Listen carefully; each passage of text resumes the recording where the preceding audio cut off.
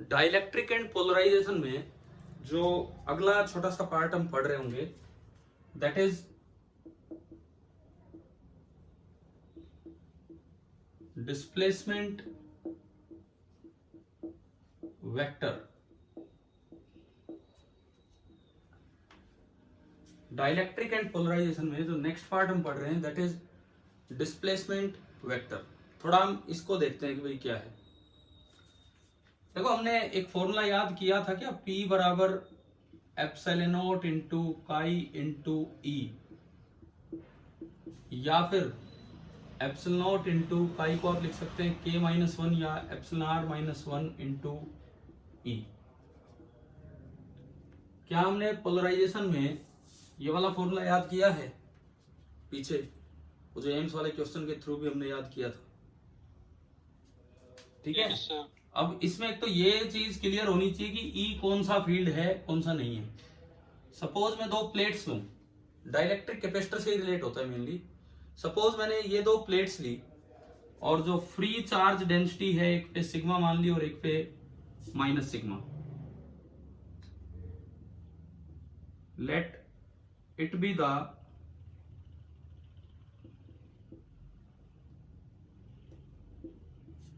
Free charge density, एक पे sigma मान ली और एक पे माइनस सिग्मा। अब मैंने इसके बीच में कोई डाइलेक्ट्रिक रख दिया जिसका कि डाइलेक्ट्रिक कांस्टेंट है एप्सिलॉन आर या के। अब जो बाहर वाले इलाके में जो फील्ड है वो ई नहीं है, हम जो ई यूज कर रहे हैं वो ये ई नहीं है। लेट इसको तो मैं ई नोट बोल देता हूं।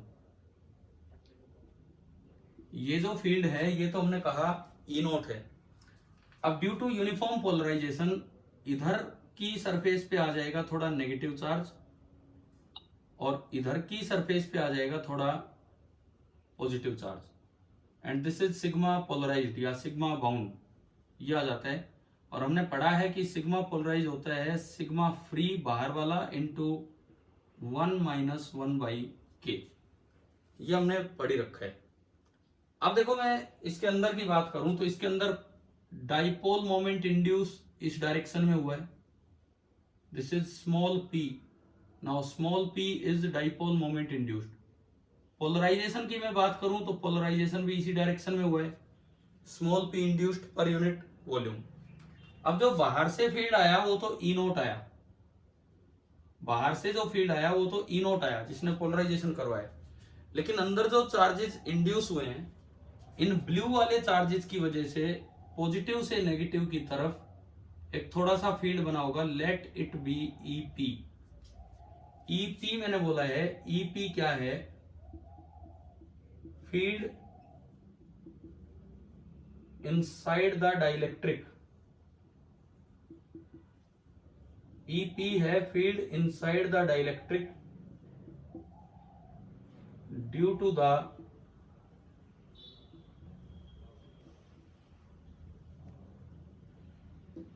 induced charges, field inside the dielectric due to the induced charges। अब ये जो EP होता है ये पोलराइजेशन पे डिपेंड करता है and it is equal to minus P vector upon epsilon naught. ये आप याद रखना, अगर किसी डाइलेक्ट्रिक के अंदर पोलराइजेशन वेक्टर P है तो पोलराइज्ड चार्जेस के कारण, बाउंड चार्जेस के कारण जो E आएगा that will be minus EP upon epsilon not. आप देख सकते हो डायरेक्शन, पोलराइजेशन वेक्टर आगे है और ईपी किधर है? आगे है पीछे है? डायग्राम देख के बताओ। हाँ भाई, ईपी आगे बना है कि पीछे बना है? हमने जो डायरेक्शन दिखाई उसमें बैकवर्ड। हाँ तो ये नेगेटिव होता है। अच्छा जो नेट ई बनेगा अंदर, अंदर जो नेट ई बनेगा उसको हम ई बोल रहे हैं, तो ये दरअसल ये वाला ई है, ये वाला ई है नेट ई। अब अगर मैं नेट ई की बात करूं तो नेट ई उन दोनों का वेक्टर सम हो जाएगा। Net E will be equal to vector sum of E naught and EP.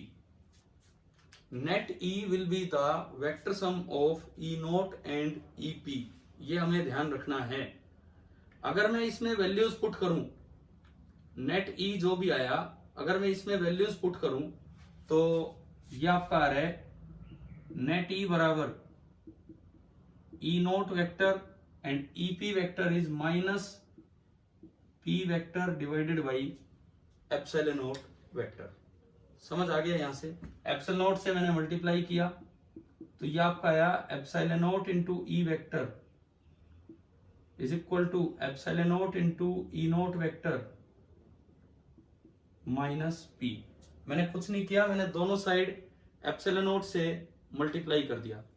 इस पी को इधर ले जाओ, epsilon naught into E vector plus P vector this is equal to epsilon naught into E naught vector. एक बार बताओ, mathematically हमने एक टर्म निकाली, क्या वो टर्म आपको समझ आ रही है? क्या क्या है? दरअसल ये जो टर्म होती है इसको बोलते हैं डी वेक्टर। अब वो चीज इसको बोल लो, यानी कि ये आपका होगा डी वेक्टर इलेक्ट्रिक डिस्प्लेसमेंट। तो एक डाइलेक्ट्रिक के संदर्भ में जो डी वेक्टर होता है, या तो आप कहें epsilon naught into E naught vector कि आपने बाहर से क्या फील्ड लगा रखा है। अगर आप डाइलेक्ट्रिक के अंदर पहुंच जाए तो epsilon naught into E vector, E net field है, ई नोट एक्सटर्नल फील्ड है, और साथ में पोलराइजेशन वेक्टर। इस टर्म को हम बोलते हैं इलेक्ट्रिक डिस्प्लेसमेंट वेक्टर। लिखिए भाई, आप ये नोट कीजिए एक बार ढंग से ना।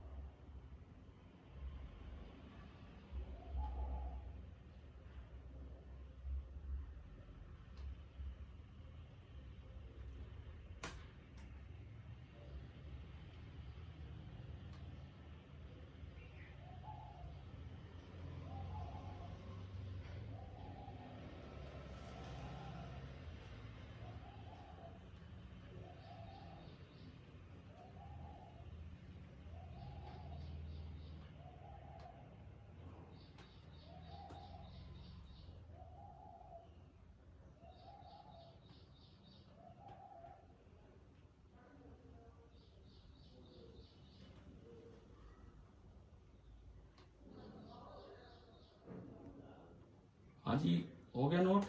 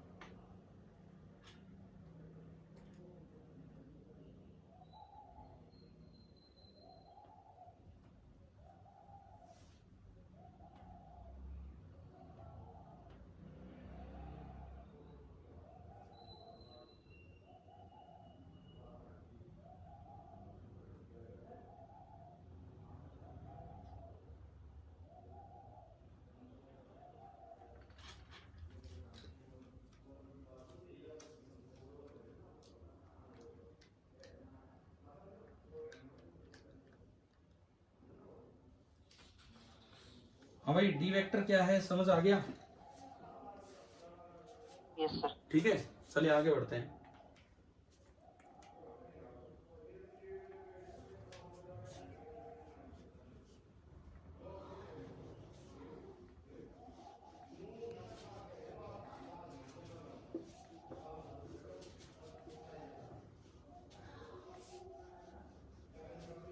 अब अगली चीज हम देखेंगे,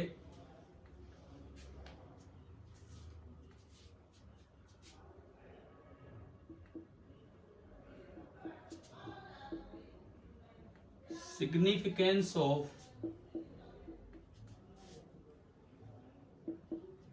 डी।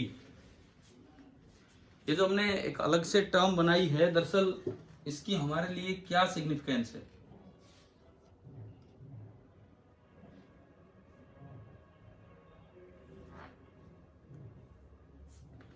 देखो, हमने कभी गॉस लॉ में ये पढ़ा है कि इन वैक्यूम जो E होता है, इलेक्ट्रिक फील्ड